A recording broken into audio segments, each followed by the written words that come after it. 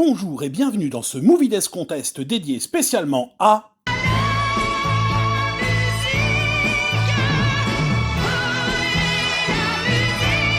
On va commencer par une prise de position simple et concise.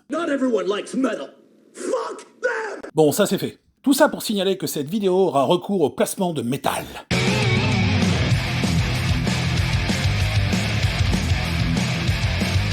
Votre serviteur a des goûts musicaux plutôt éclectiques. C'est ce qu'on dit quand on a honte de certains trucs, et croyez-moi, j'ai des casseroles au cul. Mais j'écoute principalement du bon métal des familles. Il est d'ailleurs pas rare que les hardos soient également férus de cinéma de genre et inversement. Mais c'est pas une règle fondamentale. Notre ami Madnote, Ice Cube, dont ce n'est pas le vrai nom, c'est un pseudo, comme le vrai d'ailleurs, écoute probablement du rap, vu son blaze. Et pourtant il kiffe l'horreur, donc c'est pas cloisonné. Mais il faut reconnaître que le duo métal-horreur est plus fréquent. Rob Zombie en est un bon exemple. Il suffit aussi de regarder certaines pochettes d'albums pour s'apercevoir que les thèmes lorgnent souvent du côté obscur. Sang, tête de mort, cadavre, la faucheuse, etc. Toute cette imagerie est courante dans le métal et on retrouve ça également dans les textes. Les sujets peuvent être centrés sur des thèmes particuliers selon les groupes. Certains versent dans la culture viking, d'autres la culture celtique, l'heroic fantasy, ou la bière, comme le démontre le plus grand groupe de métal français, Indochine, avec son mégatube. Mais 3,5 par semaine, je bois de la Kronenberg et aussi d'Henken. Mais 3,5 par semaine, mais bon Dieu, je préfère l'Amstel. Blague à part, les meilleurs groupes de métal français de mon point de vue, c'est Lord Blast,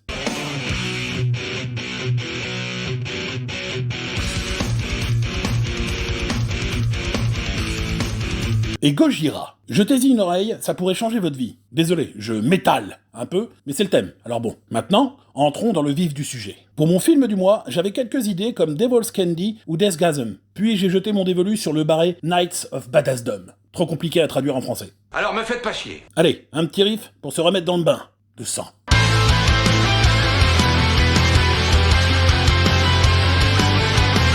Knights of Badassdom est un film tourné en 2010, mais sorti en 2013, et réalisé par le pas toujours inspiré Joe Lynch, qui alterne entre mauvais, moyen et bon. Jamais très bon par contre. Et autant vous le dire maintenant, Badassdom fait partie des moyens, pour un peu qu'on aime la déconne et qu'on n'a pas trop l'esprit analytique. Quand on réfléchit un peu trop, on finit par plus aimer grand chose. Alors moi j'évite. Cela dit, faut pas réfléchir du tout non plus, hein. Sinon on finit par croire que Fast and Furious c'est du Scorsese. Mais les filles aiment bien les garçons qui ont des voitures. Alors nous, on conduit. Joe Lynch, qui se prend ici pour le chanteur de Green Day, c'est le réal de Détour Mortel 2. On lui préférera largement l'original de Rob Schmidt, mais ça dégringole tellement en qualité à partir du 3 qu'on peut dire que ça passe. Il a fait le sympa Everly avec Salma Hayek et le délirant Mayhem, qui n'aurait pas volé sa place dans l'émission de mai, avec Steven Yeun de la série Walking Dead et Samara Weaving, la fille de Hugo Weaving, à qui je l'apprends en même temps que vous. Tu savais pas? Ben je te le dis. Alors, Knights of Badassdom, c'est l'histoire de Joe, guitariste et chanteur de métal, qui vient de se faire larguer par sa copine car il n'a pas d'ambition, la base. De retour chez lui, ses colocataires, grands fans de l'harpe, lui font prendre une mine express à base de bourbon et de weed afin qu'il s'évanouisse pour le faire participer de force à la réunion à laquelle ils doivent se rendre. Ça c'est des vrais potes, c'est un truc de mec. On se fait du mal pour notre bien, c'est l'amitié virile.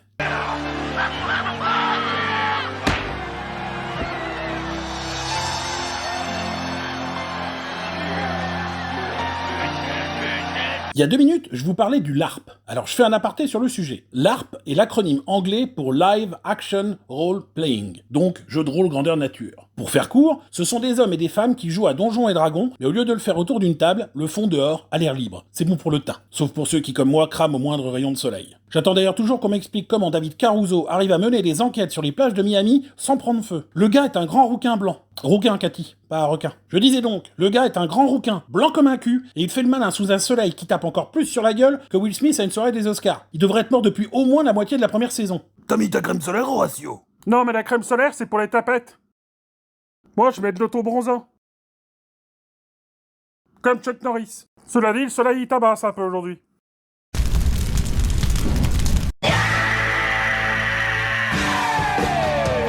Pardon pour cette horrible imitation de Mozinor. C'était un peu Mozinaz, désolé. Bref, les joueurs se déguisent en elfes, orques, magiciens, guerriers, et se foutent sur la gueule avec des épées en mousse. C'est un truc de geek qui peut paraître gamin à première vue, ou même un peu étrange, mais ça permet à des gens qui s'ennuient ou même se sentent rejetés par la société dite normale de s'évader dans un pays imaginaire. En réalité, c'est ce que ressentent la plupart d'entre nous quand on regarde des films, et plus particulièrement le fantastique, l'horreur, la fantasy ou la SF. Moi, quand je regarde Le Seigneur des Anneaux, Harry Potter, Willow ou Conan, je pars ailleurs pour quelques heures. Je suis dans un monde fictif dont j'ai l'impression l'impression de faire partie. Pour ces gens-là, c'est le Seigneur des Anneaux, mais en vrai, ou ce qui se rapproche le plus de la réalité. Et au moins, dans le LARP, il n'y a aucune discrimination. Vos différences sont vos forces. Un joueur en fauteuil roulant peut se construire un carénage et transformer sa chaise en char style Bénur. Peu importe que tu sois grand, petit, gros, blanc, black, rebeu, noache, gay, tout en même temps, ou pire, une fille, tu seras le bienvenu. Ce qui n'est pas toujours le cas dans la vie de tous les jours. Je trouve ça très ouvert d'esprit comme hobby. Sans compter que c'est un excellent lieu de rencontre pour célibataires. Bref, le LARP, c'est cool. Un syndrome de Peter Pan à grande échelle. Et il n'y a aucun mal à ça. Il faut savoir qu'on n'arrête pas de jouer parce qu'on vieillit. On vieillit parce qu'on arrête de jouer. Moi, l'autre jour, j'ai joué à cache-cache avec ma nièce Emma. Et c'était mon idée. J'adore ça.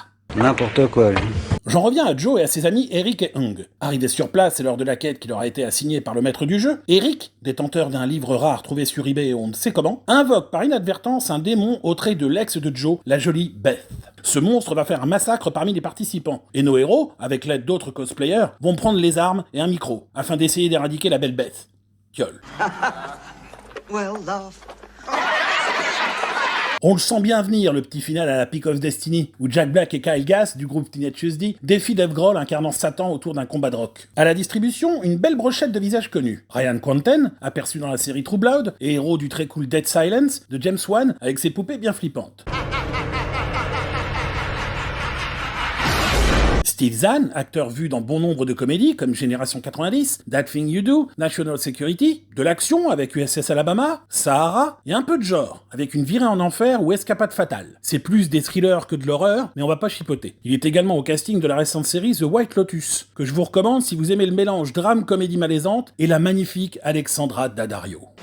Peter Dinklage, que les fans de Game of Thrones connaissent grâce au rôle de Tyrion dans la série tirée des bouquins de George Martin, mais aussi le forgeron dans Endgame, ou la version comédie musicale de Cyrano de Bergerac, qui met de côté la proéminence du nez du personnage pour se concentrer sur la petite taille de l'acteur. Vu également dans le génial Three Billboards Outside Ebbing, Missouri, de Martin McDonagh, et le conte fantastique Penelope, avec James McAvoy et Christina Ricci, et dont on se rappelle cette scène qui me fait marrer à chaque fois. Est-ce que vous... Hey, non!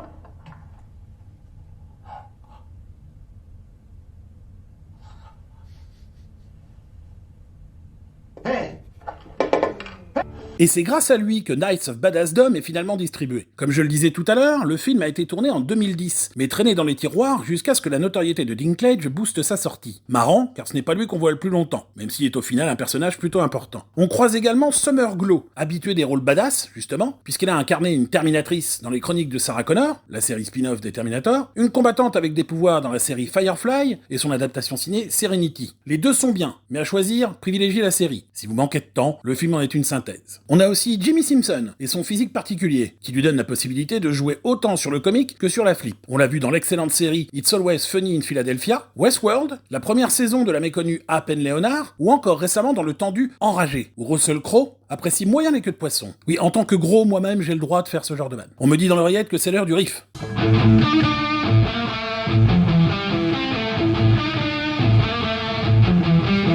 Magnifique. La particularité de Knights of Badassdom, c'est justement son contexte. Faire se passer l'action dans le monde du LARP, c'est assez original. On y apprend pas mal sur cette culture. C'est plutôt rare et je n'avais vu ça que 2 fois auparavant. La très bonne comédie Role Models, avec Stifler et Paul Rudd, où une bonne partie de l'action se passe dans cet univers, ainsi que le fandard épisode 11 de la saison 8 de Supernatural. Pas un des meilleurs opus, puisque le scénario est très basique, mais un des plus drôles. Voir Dean s'éclater et déguisé en William Wallace, ça apporte de la légèreté à la série qui commence à prendre un ton un peu trop grave.